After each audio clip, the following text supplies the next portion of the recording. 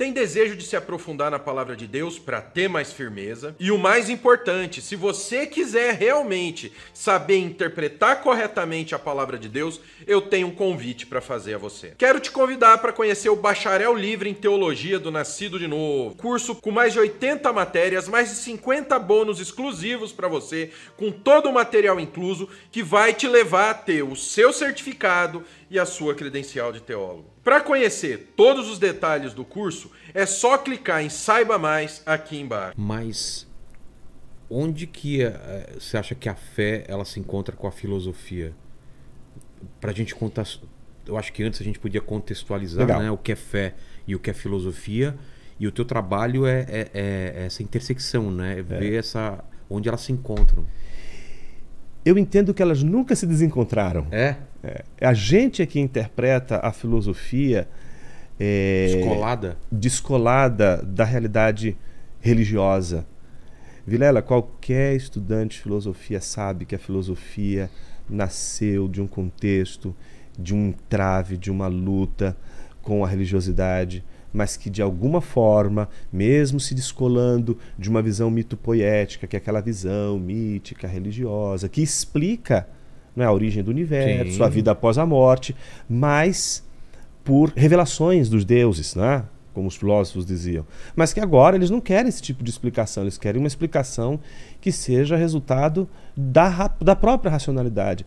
Mas a busca de uma explicação para o sentido da vida, a vida após a morte, as origens, o belo, o critério para dizer o que é belo, o critério para dizer o que é justo, o critério para dizer o que é verdadeiro, toda essa busca, não mais por uma revelação divina, mas pela racionalidade. E então não são poucos, mas muitos os que acham que quando a filosofia faz esse movimento, ela está descaracterizando e rompendo absolutamente com qualquer fundamento que seja alheio à razão. E não é isso. Não tem é interessante quando a gente estuda a filosofia e descobre que a maior parte dos filósofos levam a questão de Deus a sério. Não, veja, faz parte do pensamento deles. Exato. Aliás, quando eu entrei na faculdade de filosofia, eu já tinha feito teologia.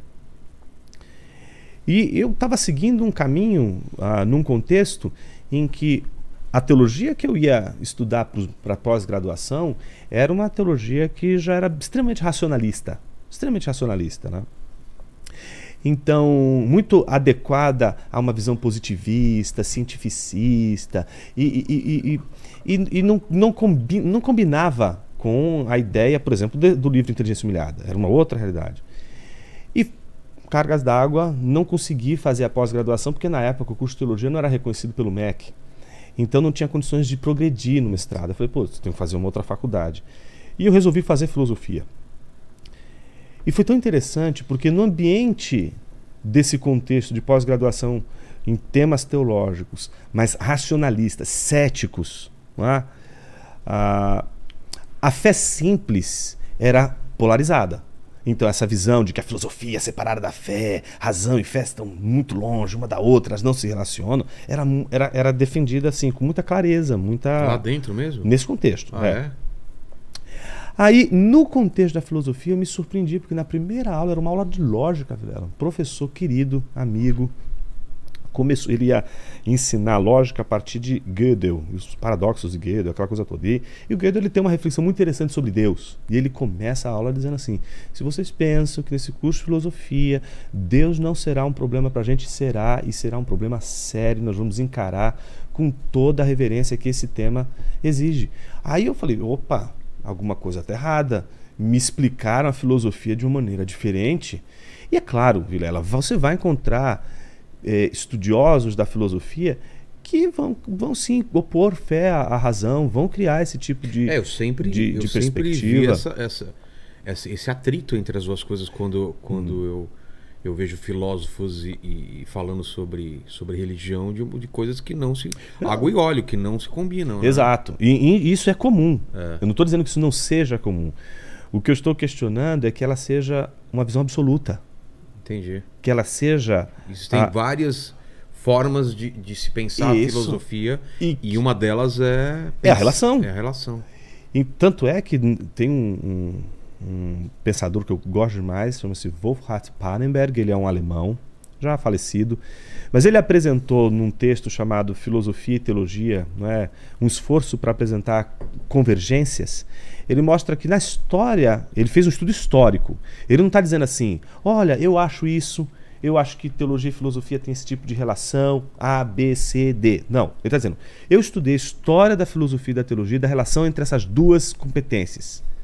E eu percebi que ao longo da história ele vai, não é, a partir da historiografia, ele é um historiador também, ele vai pontuando as possíveis relações. Ele observa que há momentos em que filosofia e teologia são exatamente a mesma coisa. Que momento é isso, por exemplo? Por exemplo, Aristóteles. É? É. Imagina que a principal obra de Aristóteles, chamada de Metafísica, ela é justamente uma identificação da filosofia primeira com a teologia. Óbvio que não a teologia como entendida pelo cristianismo. A palavra teologia, ela é anterior ao cristianismo. Ela já está presente entre os gregos, está presente em Homero, está presente em Platão. Eles é que vão cunhar esse termo. Aliás, os primeiros cristãos rejeitavam, os pais, né, sobretudo os apologistas, rejeitavam serem chamados de teólogos. Por quê? Porque teólogo para eles, naquele contexto, né, do segundo século principalmente, remete ainda à figura, né, de uma visão de mundo dependente da revelação unicamente.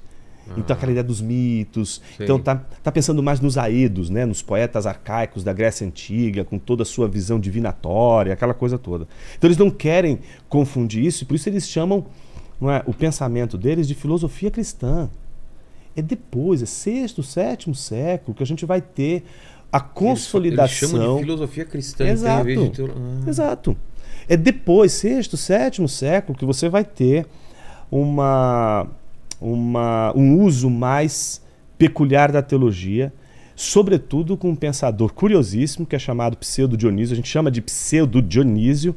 Isso a gente só chama depois, né, de 1400 e bolinha, quando Lorenzo Valla, que era uma espécie de investigador da Idade Média, analisou os textos do suposto Dionísio Areopagita, que era aquela figura lá de Atos, quando Paulo está em Atenas, na Grécia, e falando com os filósofos epicuristas e estoicos. Ele está ali ouvindo os filósofos epicuristas e estoicos, depois de ouvir as falas de Paulo. Olha, estava interessante no início, mas agora vamos ouvir sobre isso numa outra ocasião. E vão embora, não é? Julgando que aquilo que Paulo falou era um grande absurdo, etc. Enquanto isso, Dionísio Areopagita, que estava ali ouvindo a fala de Paulo, foi convertido pela palavra de Paulo, né? Teve uma conversão ali. Então, o que aconteceu? Na Idade Média, né, isso aconteceu no 6º, 7º século, um autor sírio, né, é o que a gente sabe, né, de acordo, né, parece que era um autor sírio, ele resolveu, ele tinha que tomar uma grande decisão. Escrever um texto e assinar com o seu próprio nome, e ninguém lê, porque não vai ser autoridade. E assinar com o nome de uma figura importante da antiguidade, não ser conhecido, mas ser lido. Entendi. Então o que ele fez?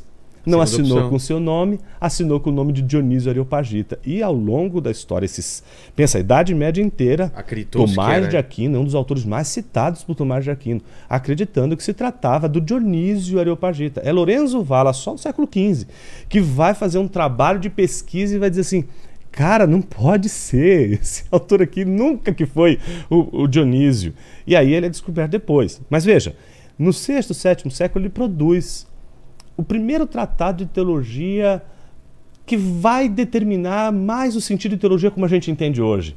Vai escrever um tratado de teologia apofática, que é teologia negativa, teologia simbólica, os nomes divinos. Ele vai escrever uma série de obras e vai dar origem ao entendimento de teologia mais ou menos como a gente entende hoje. Antes, né, mesmo antes dele, Boécio, os pais da igreja, teologia ela tinha era vista de uma outra maneira. Tá? Então a gente tem que fazer essa discussão. Então esse autor que eu estou te falando, o alemão, ele analisando toda a história, ele disse assim: existe um momento da história em que teologia e filosofia são idênticas. Existe um momento da história em que filosofia e teologia são antagônicas. Elas não se encontram. E existe um momento da história em que a teologia, não é, de alguma forma torna a relação da filosofia com ela, uma relação servil. Então pensa lá, ainda no contexto da Idade Média, uma defesa de que a filosofia seria anquila theologiae, né, uma espécie de serva da teologia. Né? Então a filosofia teria um papel mais de serviço à teologia, dando à teologia aquilo que a teologia precisa para poder continuar fazendo os seus trabalhos racionais.